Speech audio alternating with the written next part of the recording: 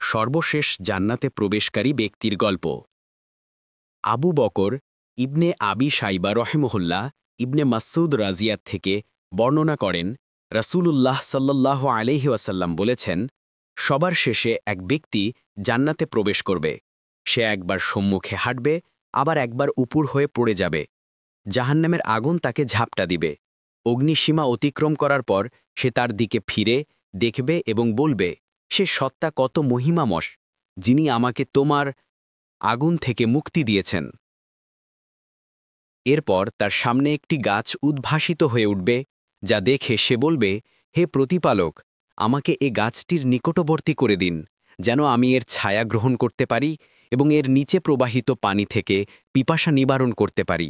আল্লাহ তাআলা বলবেন, হে আদম সন্তান, যদি আমি তোমাকে তা দান করি, তবে হয়তো তুমি আবার অন্য একটির প্রার্থনা করে বসবে।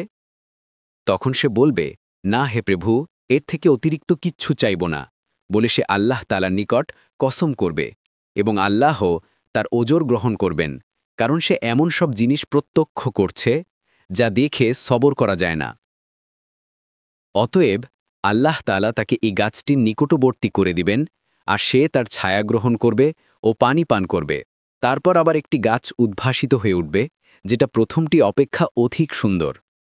তা দেখে সে প্রার্থনা করবে, হে পরবারদিগার, আমাকে এই গাছের নিকটবর্তী করে দিন, যেন আমি তা থেকে পানি পান করতে পানি এবং এর ছায়া গ্রহণ করতে পারি।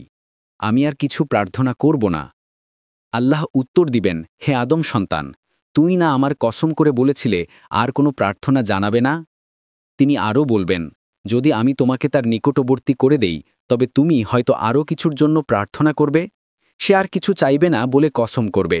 আল্লাহ তাআলা তার এ ওজর কবুল করবেন, কারণ সে এমন সব জিনিস প্রত্যক্ষ করছে যা দেখে সবর করা যায় না। অতএব আল্লাহ তাআলা তাকে এই গাছটির নিকটবর্তী করে দিবেন, আর সে তার ছায়া গ্রহণ করবে ও পানি পান করবে। তারপর আবার জান্নাতের দরজার কাছে আরেকটি গাছ উদ্ভাসিত হয়ে উঠবে। এটি পূর্বের দুটি গাছ অপেক্ষাও সুন্দর। তাই সে বলে উঠবে, হে পরবারদিগার, আমাকে গাছের নিকটবর্তী করে দিন, যেন আমি এর ছায়া গ্রহণ করতে পারি ও পানি পান করতে পারি। আমি আর কিছু প্রার্থনা করব না। আল্লাহ বলবেন, হে আদম সন্তান, তুমি আমার নিকট আর কিছু চাইবে না বলে কসম করনি? সে উত্তরে বলবে, অবশ্যই করেছি, হে প্রভু, তবে এটিই শেষ, আর কিছু চাইব না। আল্লাহ তার ওজর গ্রহণ করবেন, তিনি তাকে এর নিকটবর্তী করে দিবেন। যখন তাকে নিকটবর্তী করে দেয়া হবে আর জান্নাতীদের কণ্ঠস্বর তার কান ধ্বনিত হবে, তখন সে বলবে, হে প্রতিপালক, আমাকে জান্নাতে প্রবেশ করিয়ে দিন। আল্লাহ বলবেন, হে আদম সন্তান, তোমার কামনা কোথায় গিয়ে শেষ হবে? আমি যদি তোমাকে পৃথিবী এবং তার সমপরিমাণ বস্তু দান করি, তবে কি তুমি পরিতৃপ্ত হবে? সে বলবে, হে প্রতিপালক, আপনি ঠাট্টা বিদ্রুপ করেছেন, আপনি তো সারা জাহানের প্রতিপালক।